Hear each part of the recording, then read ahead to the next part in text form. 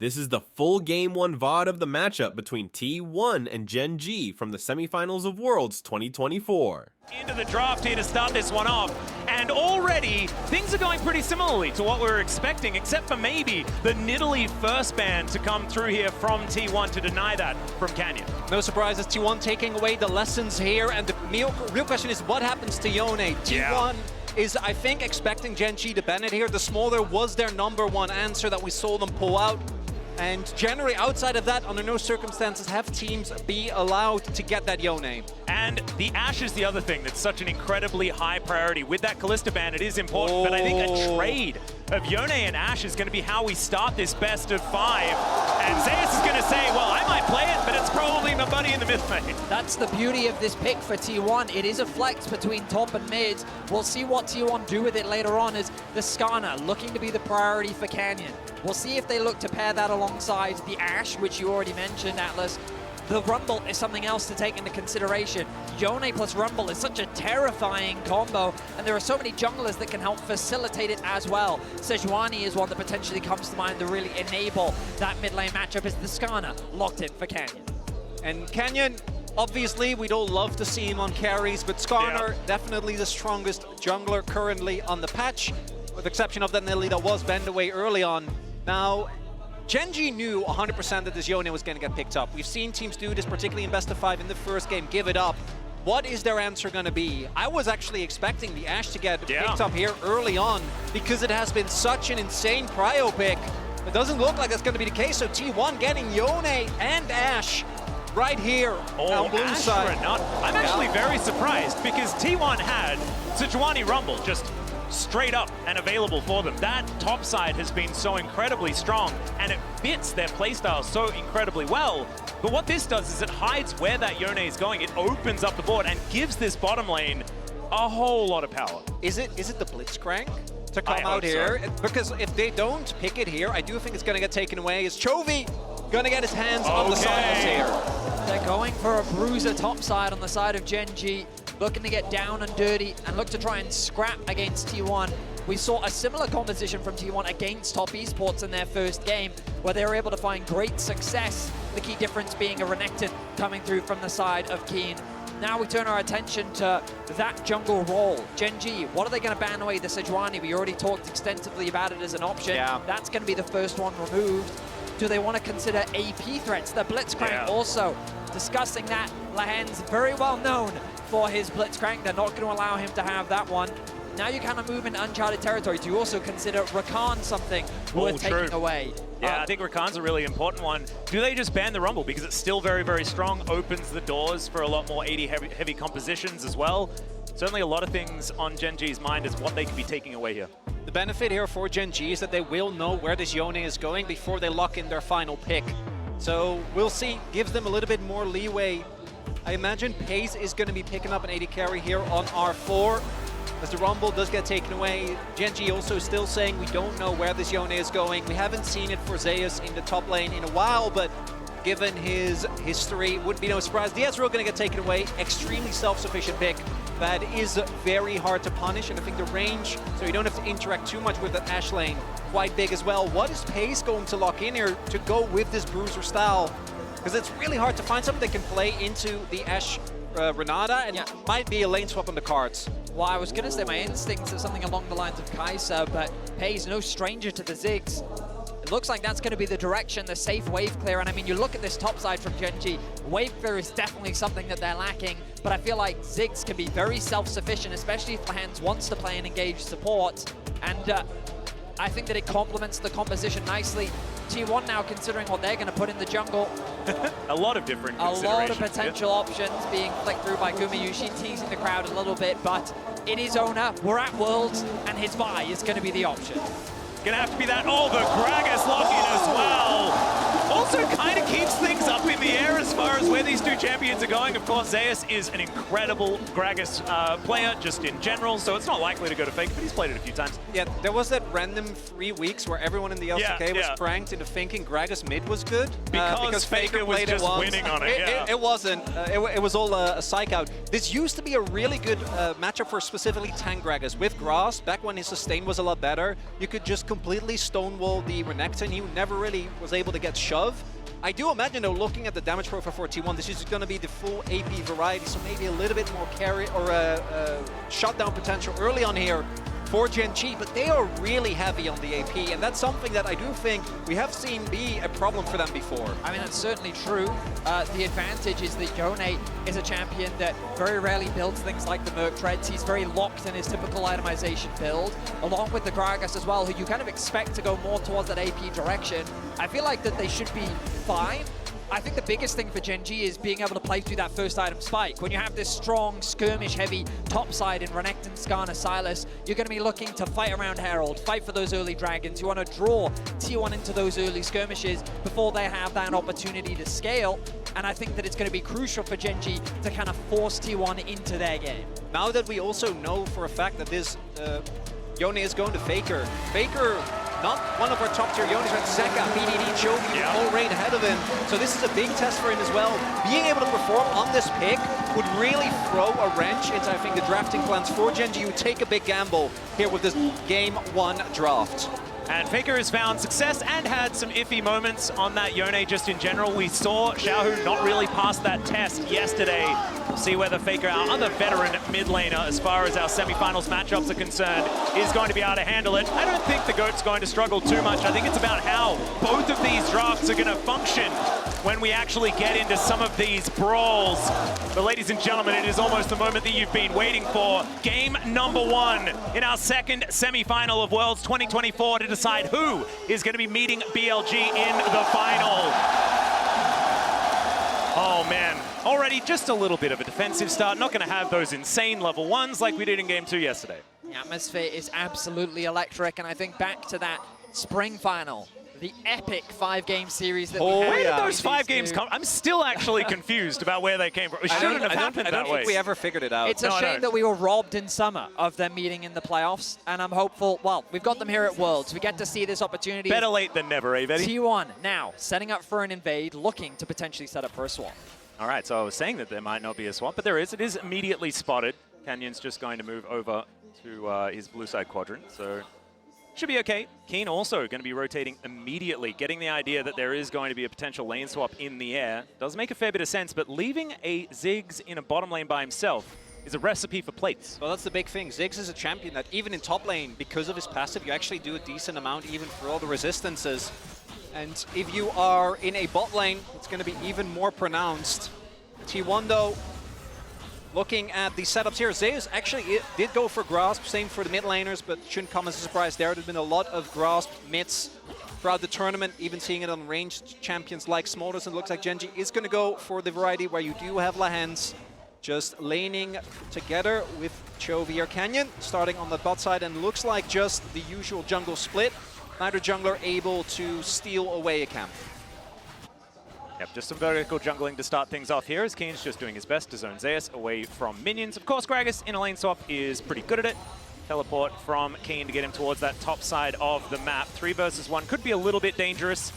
Having hit level 2, I think he should be all right. It's actually really nice timing. As he arrives, the minion dies and he immediately dinks too. So he got enough experience in bot to not be at quite a high risk of a dive. But even with that early attention being paid towards the mid lane, we do see Baker still doing fine. Bot side might be a dive setup here. Zeus is still fairly full health. All right, let's see whether they can actually make this one work. You can see the barrel has been charged. Doesn't do a whole lot of damage at this point. Level 2 for Zeus does have that body slam. Going to use it immediately onto Canyon. Already down to 50% as Lahens is trying to tank that turret for as long as possible. One more is going to do it, but Pays almost just straight up dead. And Canyon, 2 turret shots, has to flash. And Zeus says, not today, boys. Lahens looking for another option. He flashes the Zenith Blade. Lahens able to walk out of that one, but he's still going to have to flash as Faker comes down to make sure his top laner stays alive. A colossal blunder on the execution of the dive. Lahens can't connect the E. The tower aggro is mismanaged, and Gen.G are forced to retreat on their first play of the series. And Gen.G, I think, should count themselves lucky. That could have gone way worse. Oh, yeah. The Canyon unintentionally getting the aggro there was the big thing. I think it might have been red buff. He clearly wasn't expecting it. They were looking for the redive. And that moment, bot time for Faker to TP towards the bottom lane. Only good thing for Gen.G is that did give Chovy a little bit of time while he still has a teleport available. But T1 going to be feeling great about that, trading just that flash on Zeus and a TP for multiple summoners from Gen.G. There were so many instances there where it was very awkward for Zeus because he was one minion off leveling up, but the cannon minion had aggro. Hang on a minute, a play. Yeah, Lehen's Hex flashing in. Not going to find that Zenith Blade either. Good handshake from Carrier, and Keen taking so much damage. Lehen's got to hit those if Gen.G is going to find some tempo back in this game. Wow, Gumayushi's Ash so prevalent, it even causes the screen to freeze. Yeah. Lehen's 3 for 3 on misses when it comes to the Zenith Blade now. He needs to be able to connect those if he wants to set up plays for his team, but I question a couple nerves feels like coming through here from the side of Gen.G early on. Lehen's known as a joker, but has had some moments. Him and Pace, I think, have throughout the course of this roster often been the most criticized. Has had incredible performances. Think back to that first series against Humble Life in summer playoffs, but then also often cited as the reason why they struggled so much in the actual finals. I do want to note the fact that Gen.G has triple teleport bailed them out a little bit because they were able to still catch that top wave, even with Keen being bullied out of that lane. Chovy could TP top, and Keen has now made his way to the mid lane. Oh, that's very cute. Canyon being able to dodge the Hawk shot there as Chovy rotating back down, spotted on this control ward as Carrier taking some chain lash damage. Chovy should be able to get out of here just fine, no worries. Should be able to dodge some moves, and Faker with his Unbound Soul just going to be able to try and push this wave in. Of course, the luxury of being able to teleport to the top lane is purely because Faker had to use his to get down towards the bottom side, but good handshake going to come in here. Could this be first blood against Chovy? That would be such devastating news for Gen.G. T1 already with a lot of control, 600 gold in the lead, and Faker is really having a good time in this lane despite having to vacate early.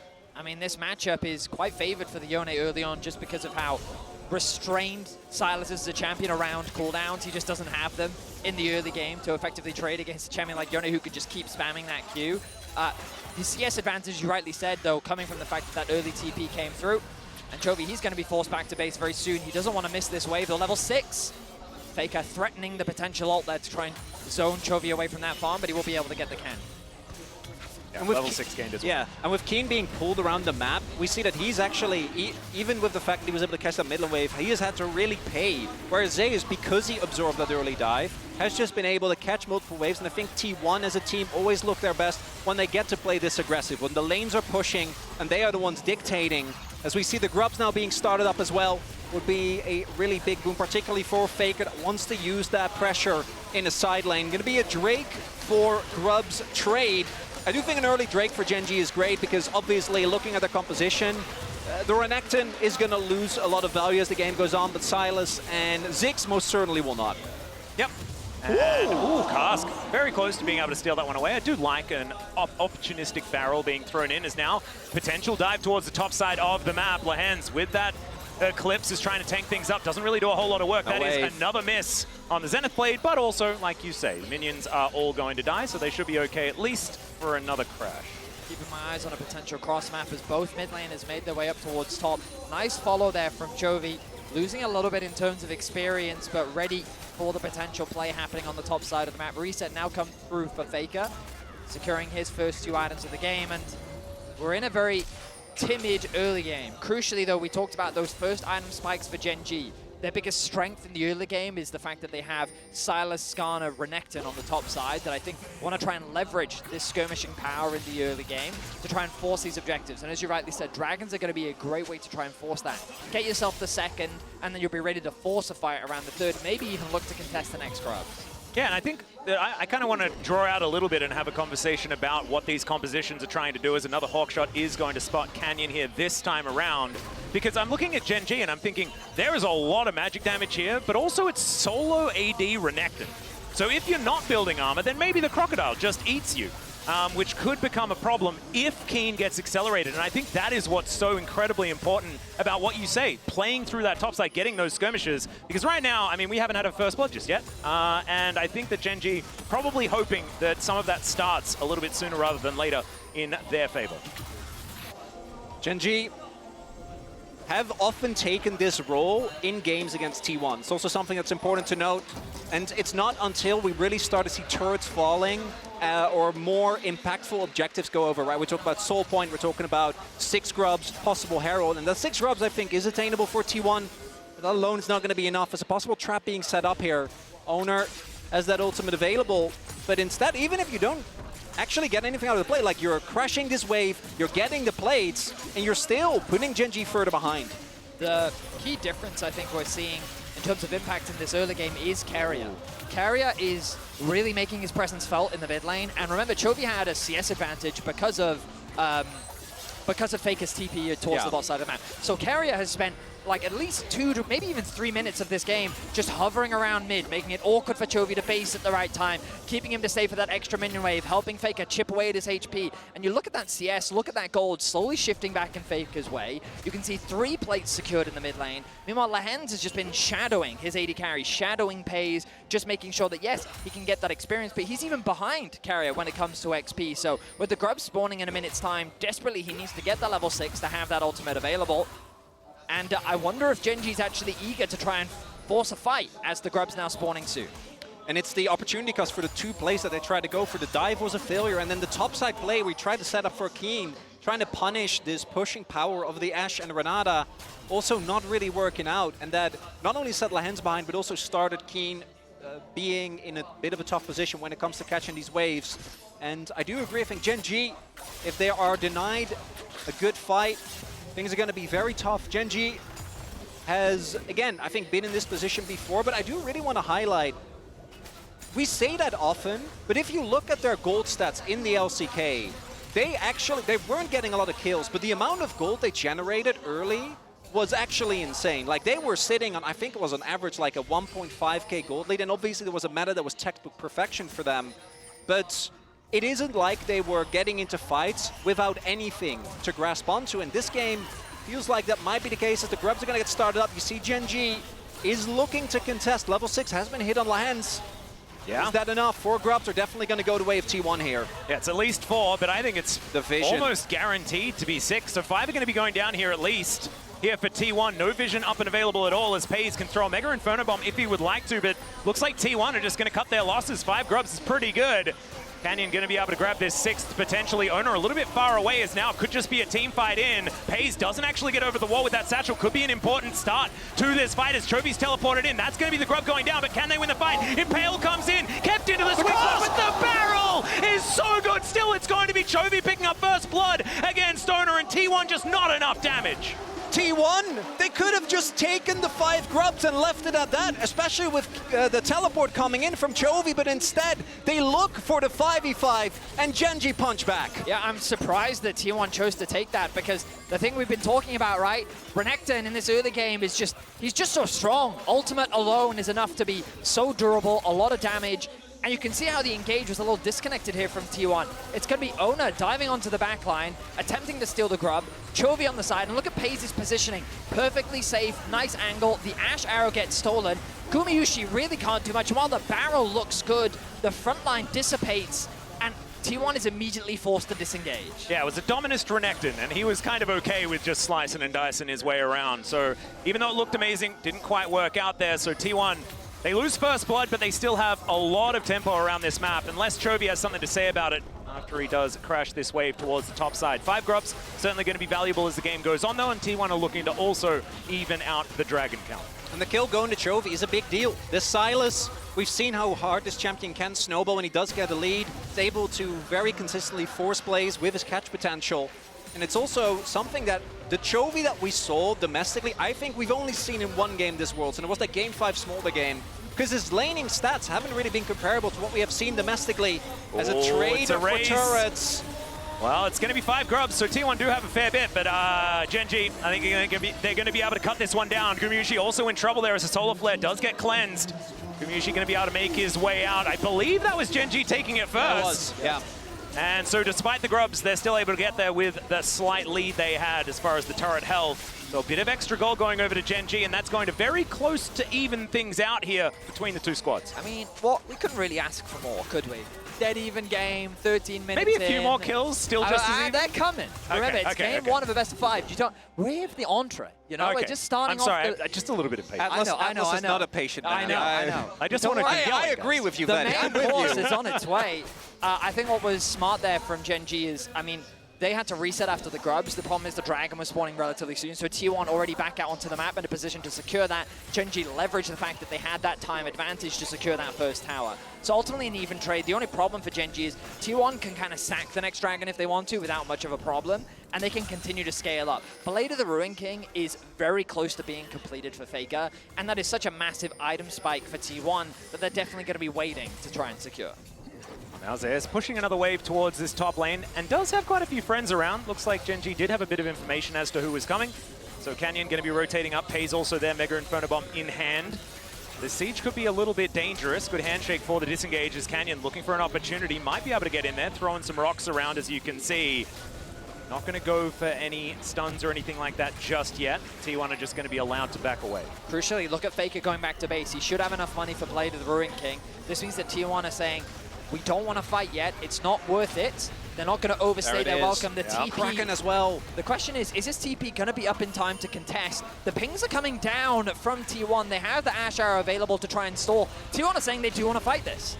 Looks like they're going for a great vision here with this ward, as you can see. So Ona completely on vision right now as Chovy with the Fate sealed, now stolen away or hijacked here as that's a solar flare. It's going to connect. Great Impale as well, and I think Area was there for a second, but now he is just gone. So the Herald goes to Gen.G. They'll take a kill as well, and now Chovy looking for more as Faker just going to pop back to his soul. Zayas just going to body slam his way out, and Gen.G, they really are taking these skirmishes. Gen.G's target selection in these skirmishes has been so clean every single time. One member is getting blown up in a barrage of CC as Lehens is driving.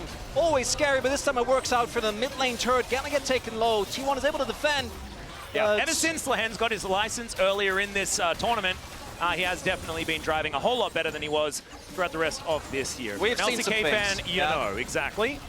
Very proud of him, though. What we saw there as well for Gen.G, and it's again, I think, T1.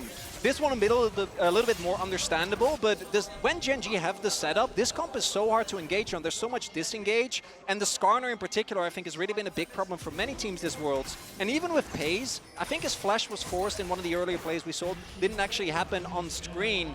I think maybe when they were looking for the catch on Guma, but he was positioning so safely. There was no way to get on top of the Ziggs.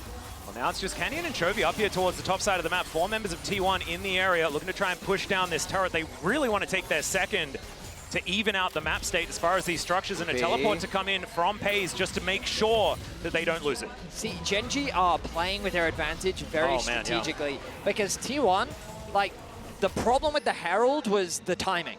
TP wasn't quite up for Faker. He needed to get that base off, yet they still wanted to try and contest rather than go for a cross map because the bot tower had already fallen. So rather than play for something like mids, they got over ambitious and they weren't able to make it work. Then what they did was they kept the pressure up in mids. So Gen.G could secure that mid tower. They kept Pays there. He had the TP available. He then goes back to base and then TP's top. So while this Renekton is free hitting onto the bot tower, uncontested to secure that tower, they had the Ziggs TP top to then catch the wave and prevent the siege. So T1 is just losing on the map while Gen.G is continuing to gain advantages. Yeah, and I know a lot of people have trouble liking Ziggs compositions, and I understand it's not exactly the most interactive when it comes to early game skirmishes and things like that, but what it does to a team that is very good at playing around tempo and macro that they are already good at is it's just basically a cheat code. Well, it's as you were saying, Vedi, because even if you do try to play for mid turret, they're like, Pays can just ult the wave. Correct, yeah. And Gen.G have had so many of these Ziggs compositions, and it plays really well into their style, which is always trying to outtrade you. And now, what was, 1.5k gold deficit 5 minutes ago, T1's going to get this topside turret, so they're going to equalize it a little bit, but is still 1.5k gold for Gen.G and a second dragon on the way as well. And look at the map setup as well. Like, Gen.G conceding that top side to get full vision coverage around this bot side of the map, pushing Zayas deep towards his tier 2 tower, making this very difficult for T1 to contest. There it is. And the Ziggs ultimate to slow down the siege. It's Chovy comes on over, he's going to be able to clear it out as well. It's annoying. If you're T1. It is annoying. It's so annoying because That's stupid Yordle. you're trying to cross map the best that you can, and it constantly gets interrupted. Well, Canyon looking for an opportunity here, but Zeus is just going to be able to take the red buff just fine. And so there is a win for T1, but they're going to have to do something to try and grab some control back in this game, because earlier on, T1 were in the laning phase able to get a lot of decent advantages. Yes, it wasn't translating into kills, but they were able to get some extra money. Of course, Gumayushi was very far ahead, still has, I guess, a couple of minions in the lead, but he was 20 CS up earlier on. That has been evened out. And yeah, this game state is all going to come down to, I think, just where team fights will finally erupt when these teams stop just trading objectives everywhere, as Arrow is looking to connect Handshake straight into it here. And I don't think this Leona is going to last very long. That is going to be T1's first kill. They're holding onto it as best they can. Faker delivered that one. Gumayushi says, you can have it, mate.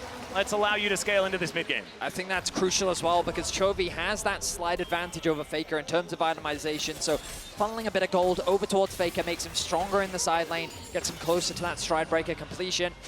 Baron spawning him at 45, I don't think that's going to be a major point of contention this early on, but it adds that extra sense of pressure. We know T1's Barons are famous for both positive and negative reasons. There's been a fluctuation throughout the years, yeah. But I think at this World Championship, their Barons have been very good overall. And I think it's something that Gen.G will have to keep track of, especially after their experience against FlyQuest. Well, Canyon, he's dashing on over. Faker, able to dash back whenever he would like to, but straight into the Impale! Another Solar Flare's going to lock down Faker, and he is likely to die. The bailout not going to work in Chovy. Yeah, he stopwatches, but now he's looking for even more. Zeus not going to get stunned up here, as Keen didn't have that off cooldown just yet, and Chovy is still smelling blood in the air. Carrier able to walk his way out, but it's another skirmish win for Gen.G. What is Gen.G going to do with this? Faker does have TP available. It is very early, and I do agree. I don't think they can actually do this. Their damage to Baron, not nearly to what T1 would have, but it's a win when it comes to the immediate play. That's still TP invested, though, and much like the kill on Lahens, it's nice, but if they get like 2 more kills, you can probably look towards more. Instead, it's going to be TP for a kill. Gold going over to Canyon, who finally, I was going to mention, gets his first Heartsteel stacks. There you 20 minutes into the game. I love to see it. I will say that I feel that Gen.G started off this game nervous. I felt like that there were some, like the sense of pressure, the atmosphere, the arena. While it is excited for the matchup in and of itself, there's definitely more T1 fans here than Gen.G. And we saw some of that in the execution. But now the game's slowed down a little bit, they were able to kind of play out the map. You can see the difference in confidence level, and the TP execution was the typical Gen.G that we're used to seeing. Really nice collapse from them. They did lose the mid tower, but ultimately Gen.G playing with a lot of control and confidence on the map. Their side lane setups are nice, their vision control is good, and now again, around the Baron, they're suffocating it. The good news for T1 is that, as you already said, Chronicler, they don't have a fast Baron. So T1, even if this Baron does start, we'll have plenty of time to react, even if there's not that much vision, thanks to Ashy as well. I think it's actually so interesting talking about lopsided crowds in this matchup especially, because Gen.G are exceptionally used to it, and not just Gen.G. You look at all of these players just in general. Keen, has he ever had a matchup where he's favored over the last 7 years? That's fair. I don't quite remember when. He won his first LCK title only very, very recently. Chovy going to be fighting against Faker here, but I don't think there's going to be any big result, although good trade there for Faker. Chovy and Lahens got smashed by T1 in their very first final that they made it to. So they're used to it over quite a few years. And Canyon was the first one to figure out how to actually do it, you know, and then became a world champion. So getting over that hurdle has been very important for all of these players. Yeah, T1 always has the home crowd advantage. It feels like one of the things that they are going to really struggle with, though, particularly with Zeus, I think kind of going, you know, partially AP, partially tank, but even he is not going to be that beefy. If you lose control of the map with this composition, you do have the ability to contest for vision just because you have the Ashe, but face checking is actually really hard, and many of the plays that we've seen thus far have just been Gen.G finding whoever is closest and blowing them up with the CC, as this rivalry goes a while back. It certainly does. It's the dawn of League of Legends, as we know it. Because you got to remember that Gen.G, even acquiring all of the accomplishments of the former Samsung roster, right? Like, this goes way, way, way, way back. Yeah, and back there when were multiple sister teams. Exactly, that's what I'm saying. There were multiple SKTs in the league, multiple Samsung Galaxies in the league as well.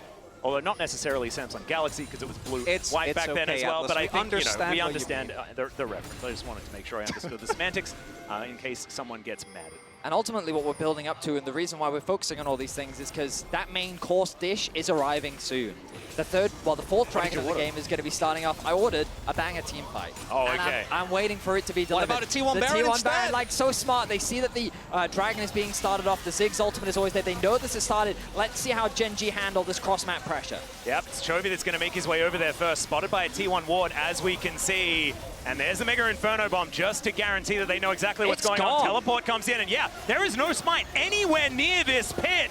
Chovy, can you actually stop something from happening here? Is it going to be Ona that locks this one down? Ulti from Faker finds two. He's out of there immediately. Keen's able to try and chop them up. And there goes Ona, but they'll trade that any day of the week. They have the Baron buff as carrier, able to get the handshake beautifully. His position amazing. As Lehens is in so much trouble, Zay's going to pick it up with a body slam, and Pace is slowed down as well. They're being separated and destroyed as T1 just dance on Gen.G. The main course has delivered as T1 smartly start off the Baron as Gen.G tried to start the Dragon. They forced Gen.G into this very difficult situation that they just couldn't answer. As we look here, Chovy, I imagine his job is to stall for the rest of his team to arrive, but he steps too far forward. He stays alive for a lot longer than we were expecting, but it doesn't matter. That's such a big source of damage gone. And then you see, with Zeus threatening the backline, Gen.G doesn't actually have any damage. Like, Keen is trying, Kenyon's trying, but it's a Skarner and a Renekton that's getting kited away. The resources are divided on two fronts with Zeus, putting that pressure on the mid lane. Meanwhile, Ashe is such an annoying champion for Renekton to deal with. We talked about the scaling elements, and you're starting to see them come to fruition. The first major lead of the game, while it's not represented in the gold, goes to T1.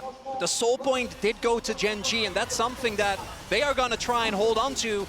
What can T1 get with this Baron? Bot side push is going to come through, but do remember, as long as Pace is in the lane, the wave clear is still going to be very annoying to deal with.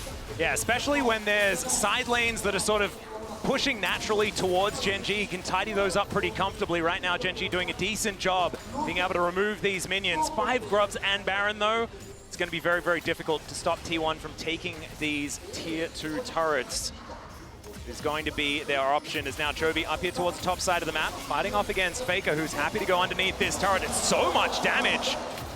Well, so Coming on through, and so Chovy is going to be okay, but this does not bode well. Party cast? No, it wasn't. this is why I was a little surprised by the Sylas pick, because you kind of don't beat Yone in lane, and then you don't really beat him in a side lane either. There's this sweet spot in the mid game where you can maybe get advantages just because your skirmishing power is stronger, but right now Chovy's struggling to match that of Faker in the side, and T1 putting pressure everywhere. Tier 2 towers secured in top lane. They've transitioned over to mid. Now they have another wave in bot. Gen.G's been dragged over towards the mid lane. That tower's going to fall. Gen.G in game one, slowly losing more and more control over the game.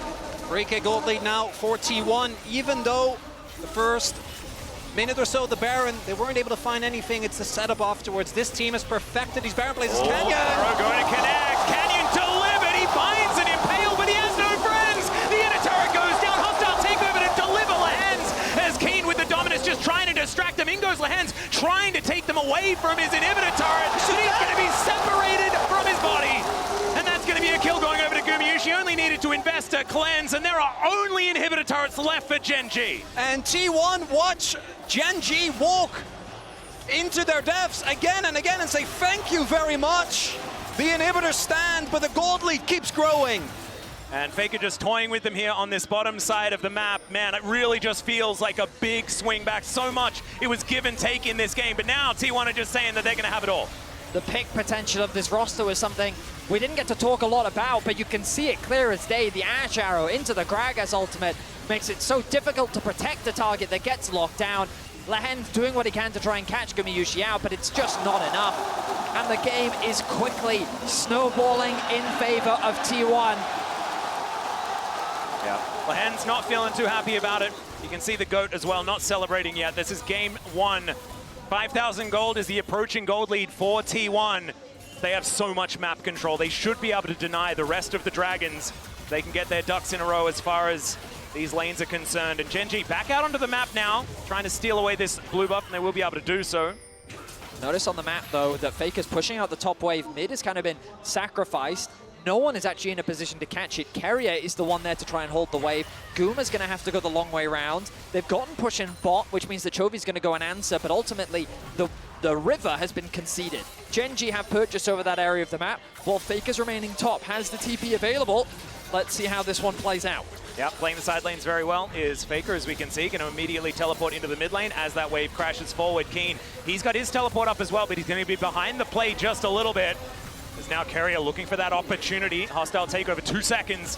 Now it's back up and available. T1 are ready to fight. Gen.G can choose to give this up. T1 only have a single dragon, but it looks like they don't want to give him the opportunity, maybe feeling like in the late game they can't match. Gen.G gonna try and go for a Hail Mary here. Yep, Chovy's got a cask at the ready. It is going to be Ona denying that soul, and now T1 starting off the fight. Can Gen.G actually find an angle as hostile takeover comes in? Carrier, he's tried to bail himself out, and it's going to work for now. The Impale is good. They take down Carrier, but can they deal with the carries? That's the question. Chovy starting to pop up, and so is Kobayushi. Chovy's cut down. More arrows into his back, and he knows that it's done. Flashing forward. It's a triple for Goober, and that should be the game. He still hasn't died! Oh my, 8 games in a row, I guess, gentlemen. T1 in the final team fight of game 1 will snuff out Gen.G. A full-on ace at the cost of their jungle and support. The Nexus in their eyes, 30 minutes in. T1 remain the gatekeepers of the World Finals, and they'll say you'll have to try better than that if you want to make it to London.